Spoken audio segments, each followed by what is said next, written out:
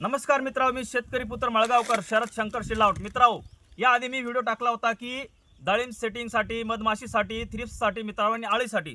तर मित्रांनो, आता सगळा आपला पिरियड गेलेला आहे. आता पूर्णपणे डाळिंबाची सेटिंग झालेली आहे. झाड दाखव तिकडे. डाळिंबाची सेटिंग झाली आहे मित्रांनो. आता या अवस्थेमध्ये आहे फळ. मित्रांनो, यामध्ये याआधी पण मी बेसळ डोस दिला होता. त्याच्यातलं आता उरलेलं खाद्य आहे काय मित्रांनो, आणि त्याच्यामध्ये टाकायचं आहे आता आपल्याला टाटाचा प्रोडक्ट अक्वाफर्ट नावाचं. मित्रांनो, अक्वाफर्ट म्हणजे NPK. मित्रांनो, हे मी आता 1000 झाडाला घेतोय 4 किलो, आणि या 4 किलोमध्ये मी आता मिक्स करतोय MOP 100 किलो.